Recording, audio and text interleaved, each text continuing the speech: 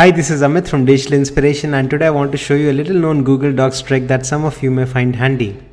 Now I'm on this Wikipedia page that's about films made on video games, and this page, as you can see, has lots and lots of tables. Now for our project, let's say I want to bring one of this table into my Google Docs document for editing. How do I do that? Now one option is obviously that you use your mouse and manually select the entire table and then copy paste into Google Docs, but there's a better way of doing things. I'll switch to Google Docs and create a new spreadsheet here. Now while I'm inside the new spreadsheet, I'll double click on any cell to enter the formula mode and enter a formula called import HTML. Now import HTML is about importing data from an HTML source into Google Docs. Then we need to specify the parameters. So the first parameter is the URL of the web page from where you're trying to import the data from. In this case, it's the Wikipedia page. Next, I need to specify what I'm trying to import. So you can either import a table or a list. So for this example, it's a table. Next, if you remember, that page had several tables, table 1, table 2 and like that. So you need to specify which table you are trying to import. And here, let's say we're trying to import the 4th table. So I'll say 4 and execute this formula.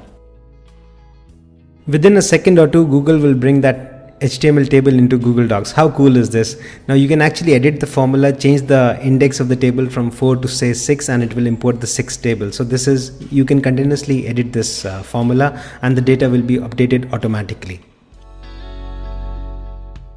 Let me show you another example. Now here I am on another Wikipedia page that lists the most populated countries of the world. So let's try bringing this data into our Google Docs sheet. So I'll copy the URL of this Wikipedia page and go back to Google Docs, and I'll write the same formula here, import HTML.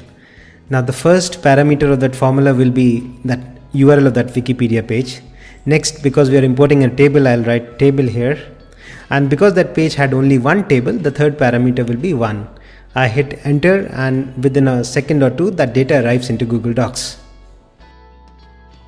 And once we have the data in Google Docs, what I'll do is I'll select the top 100 most populated countries from this list and choose insert chart and choose the map option.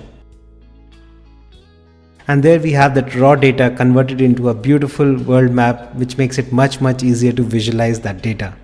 That's the power of import HTML and Google Docs. Thanks.